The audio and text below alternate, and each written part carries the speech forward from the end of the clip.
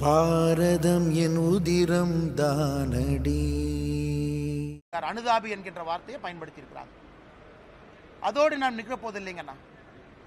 ஒரு வழக்கும் பாருங்க, மாநில அரசு எப்படியெல்லாம் போய் சொல்லி மாட்டிக்கிறாங்க. அண்ணா நகர் வழக்கு, அந்த சகோதரி மீது பாலியல் வன்கொடுமை, சுப்ரீம் கோர்ட்ல ஸ்பெஷல் எஸ்ஐடி போடுறாங்க. உச்சநீதிமன்றம் போவதற்கு முன்பு தமிழக அரசு கொடுத்திருக்கக்கூடிய செய்தி குறிப்பு நல்லா பாருங்க. அந்த இன்ஸ்பெக்டர் எந்த தப்பும் பண்ணல, நாங்கள் விசாரித்தோம், அதனால் யார் மீதும் நாங்கள் நடவடிக்கை எடுக்க போவது இல்லைன்னு செய்தி குறிப்பில் இருக்கு. ஆனால் இன்னைக்கு எஸ்ஐடி பார்த்தீங்கன்னா அந்த சம்பந்தப்பட்ட அதிகாரி ஒருத்தரை கைது பண்ணியிருக்காங்க. அவங்க அந்த சகோதரியினுடைய தாய்மார் அடிச்சாங்க அப்படின்னு சொல்றாங்க. அப்படி என்றால் எப்படி மாநில அரசே ஒரு செய்தி குறிப்பு பொய்யாக கொடுக்க முடியும்? அப்படின்னா அந்த முதல்ல விசாரிச்ச அதிகாரி யார்? விசாரிச்ச அதிகாரி மீது நடவடிக்கை ஏன் இல்லை? அதனால் முதலமைச்சருடைய இந்த விஷயமும் கூட ஒரு முழு பூசணிக்காயை சோத்துல மறைக்கிறதுக்கான முழு முயற்சியில் முதலமைச்சர் அவர்கள் இறங்கி இருக்கின்றார். அதனால்தான் திரும்ப திரும்ப நாங்கள் கேட்கின்றோம். சென்னை போலீஸ் கமிஷனர் அவரும் முன்னுக்கு முரணாக பேசுறாங்க, சட்டத்துறை அமைச்சர் முன்னுக்கு முரணாக பேசுறாங்க, இன்னைக்கு முதலமைச்சர் அவர்களும் முன்னுக்கு முரணாக பேசுறாங்க. அதனால் தமிழக மக்கள் இதையெல்லாம் பார்த்து கொண்டிருக்கின்றார்கள், பொறுமையா இருக்கிறாங்க. இதற்கு சிபிஐ தான் தீர்வா? ஏன்னா உங்களுக்கு தெரியும், அடுத்து இங்கிருந்து நாங்கள் ஆர்ப்பாட்டம் போறோங்கண்ணா. கொடுவாய் பகுதியில் இங்கே 3 விவசாய பெருமக்களை வெட்டி கொலை பண்ணியிருக்கிறாங்க. நாங்கள் சிபிஐ என்கொயரி கேட்டு நாங்கள் கடிதம் எழுதியிருக்கோம். அதற்கு முதலமைச்சர் பதில் சொல்லலை. இரண்டாவது, டங்ஸ்டன் சுரங்கத்தை பொறுத்தவரை முதலமைச்சர் அவர்கள் ஒரு விஷயத்தை புரிஞ்சுக்கணும். மத்திய அரசு தெளிவாக டங்ஸ்டன் சுரங்கம் அங்கே அனுமதி இல்லை என்று சொல்லியிருக்கிறாங்க. ஆனாலும் மத்திய அரசுடைய செய்தி குறிப்பில் இது மாநில அரசுடைய பொறுப்பில் இருக்கு, மாநில அரசு முடிவெடுத்துக்கலாம், நாங்கள் நிர்பந்திக்க போவதில்லை என்பது தெளிவாக இருக்கும் பொழுது முதலமைச்சர் அவர்கள் இதற்கு ஒரு முற்றுப்புள்ளி வச்சிருக்கணும். அவர் முற்றுப்புள்ளி வைக்காததற்கு காரணம் தான் மதுரையில் கடந்த 2 நாட்களாக விவசாயிகளுடைய பேரணி கொந்தளிப்பெல்லாம் நம்ம பார்க்குறோம். முதலமைச்சர் ஒரு மூத்த அமைச்சரை மதுரைக்கு அனுப்பிச்சிருக்கணும்.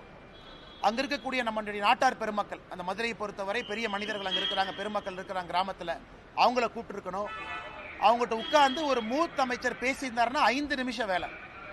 அந்த பேச முடியாததன் விளைவு மதுரையில் ஒரு பெரிய பேரணியை பார்த்தோம். அதனால் எந்த காரணத்திற்கும் டங்ஸ்டன் சுரங்கம் தமிழகத்திற்கு வரப்போவது கிடையாது. இது முற்றுப்புள்ளி. அதனால் முதலமைச்சர் இப்போவாவது அரசியல் செய்யாம இதற்கு ஒரு முற்றுப்புள்ளி வைத்து இந்த பிரச்சனையை முடிக்க வேண்டும் என்று விரும்பினோம். இன்னைக்கு சட்டப்பேரவையில் அதை பற்றி பேசியிருப்பதாக நான் அறிந்தேன். பத்திரிகை நண்பர்கள் நீங்க சொல்லியிருக்கீங்க.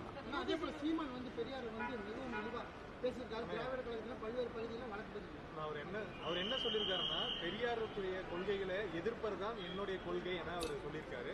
அவர் பேசியது சர்ச்சையை ஏற்படுத்தியிருப்பதாக சொல்லி பெரியார் ஆதரவாளர்கள் அமைச்சர் தொடர்ந்து அண்ணா சீமானண்ணன் அவர்கள் அந்த சென்னை புத்தக ஃபேர் அங்கே போயிட்டு ஒரு புத்தக வெளியீட்டு விழாவில் சில கருத்துக்களை வச்சு பேசியிருக்காங்க. அதன் பிறகு பத்திரிகையாளர் சந்திப்பிலே சில கருத்துக்களை பேசியிருக்காங்க. பெரியார் அவர்கள் அது போல சொல்லவே இல்லையா? இது நான் சாயந்தரம் பேசுறேங்கண்ணா. பெரியார் எங்க சொன்னாரு, எந்த புத்தகத்தில் சொன்னாரு, அதற்கான எவிடன்ஸ் எல்லாம் நான் கொடுக்குறேன். சீமானண்ணன் நான் சப்போர்ட் பண்ணி எவிடன்ஸ் நான் கொடுக்குறேன். அதை பொதுவெளியிலே பேச வேண்டிய அவசியம் இல்லைங்கிறது என்னுடைய கருத்துங்கண்ணா. ஏன்னா பெரியார் பேசி எத்தனையோ புத்தகங்கள் இன்னைக்கு அழிச்சிட்டாங்க. ஏன்னா அந்த அளவுக்கு அவர் பேசியிருக்காரு, பெரியார் அவர்கள் பேசியிருக்காங்க. ஆனால் அண்ணன் சீமான் அவர்கள் பெரியார் அவங்க பேசியிருக்காங்கன்னு சொன்னதை எந்த புத்தகத்தில் பெரியார் எழுதியிருக்காங்கிற எவிடன்ஸை நான் கொடுக்குறேன். அதனால சீமான் அண்ணன் யாராச்சும் போலீஸ்காரங்க வீட்டுக்கு வந்தாங்கன்னா அந்த புத்தகத்தையும் காப்பியும் கொடுத்தா போதும், வேற எது வேண்டாம்.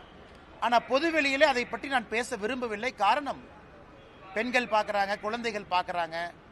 பெரியார் அவர்கள் ஒரு காலத்தில் பேசினதெல்லாம் இன்னைக்கு நம்ம பேச ஆரம்பித்தோம்னா மக்களுக்கு அருவருப்பு வந்துடும். அதை போன்று சில வார்த்தைகள் அதில் இருக்கு. ஆனால் அண்ணன் சீமான் அவர்கள் சொன்னது சரிதான் அப்படின்னு நான் சொல்ல விரும்பலைங்கன்னா காரணம், ஒரு கருத்தை வச்சிருக்கிறாங்க.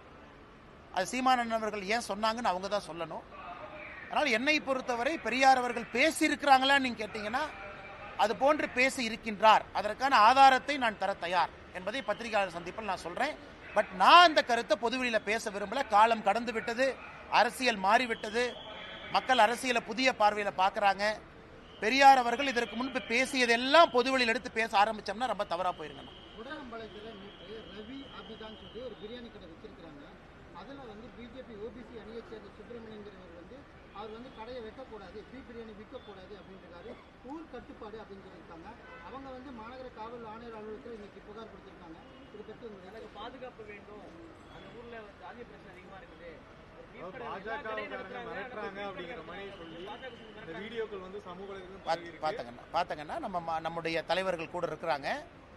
மாவட்ட தலைவர் அண்ணன் இருக்கிறாங்க, முன்னாள் மாவட்ட தலைவர் இருக்கிறாங்க, மூத்த தலைவர்கள் அண்ணன் இருக்கிறாங்க, விவசாய தலைவர்லாம் இருக்கிறாங்க. அவங்களாம் காலையில் என்ன சொன்னாங்கன்னா, அதாவது இந்த சகோதரர் என்ன சொன்னார்னா, இங்கே வந்து மாமிசக்கடை வேண்டாம், கோவிலுக்கு பக்கத்தில் இருக்கு அப்படின்னு ஒரு சொன்னார். அப்போ அந்த மாமிசக்கடை நடத்தக்கூடிய சகோதரர் அந்த தள்ளு வண்டியில் ஒரு போர்டில் பீஃப் பிரியாணி அப்படிங்கிற போர்டு தொங்குது. நாம காணொலி பார்த்தது 2 பேர்த்திற்கும் காரசாரமான விவாதம் ஆரம்பித்த பிறகு ஒரு பாட்டை மட்டும் ரெக்கார்ட் பண்ணியிருக்காங்க. ஆரம்பத்திலே மாமிசக்கடை வேண்டான்னு தான் அவர் பேசுறார், கோயில் பக்கத்தில் விற்காதீங்க. இங்க வந்து பீஃப் பிரியாணி வேண்டாம், ஃபிஷ் பிரியாணி வேண்டாம், எதுவும் வேண்டாம்னு தான் அவர் சொன்னது. சொல்வதற்கு ஒரு தனி மனிதனுக்கு உரிமை இருக்கா? உரிமை இருக்கு. அவர் சண்டை போட்டார், சண்டையெல்லாம் போடல. அவர் தன்னுடைய கருத்தை பதிவு செய்தார். பொதுமக்கள் போற இடம் கோவில் பக்கத்தில். அதை திட்டமிட்டு அந்த ஒரு நிமிஷத்தை மட்டும் கட் பண்ணி ஏன் வெளியிடணும்? அதன் மூலமாக சமுதாயத்தில் 2 சமுதாயத்திற்கிலேயே பிரச்சனையை உருவாக்குவதற்கு காரணம் கேள்வி கேட்டவர் அல்ல. என்ன கேள்வி கேட்டாரோ அதில் ஒரு நிமிஷத்தை மட்டும் வெட்டி அந்த பீஃப் பிரியாணியை பற்றி மட்டும் சித்தரிச்சார். அப்படிங்கிறக்காகத்தான் பாரதிய ஜனதா கட்சியினுடைய தலைவர்கள் என்னை காவல் ஆய்வாளரை சந்தித்து இவங்களும் ஒரு கம்ப்ளைண்ட் கொடுத்துருக்காங்க. அதாவது 2 சமுதாயத்திற்கிடையே பிரச்சனையை உருவாக்குவதற்காக திட்டமிட்டு அந்த காணொலியில் ஒரு நிமிஷத்தை மட்டும் பதிவிட்டு வெளியே அனுப்பிச்சிருக்கிறாங்க. அவர்கள் மீது நடவடிக்கை எடுக்க வேண்டும் என்று. ஆனால் இவர் பொதுவாக சொன்னது கோவில் பக்கத்தில் மாமிசக்கடை வேண்டாம் என்று சொன்னார். அதுதான் பாரதிய ஜனதா கட்சியினுடைய தொண்டர் செய்தி. காவல்துறை வழக்கு போட்டிருக்காங்க. சட்ட ரீதியாக அந்த வழக்கை நாங்கள் பார்த்துக் கொள்கின்றோம்.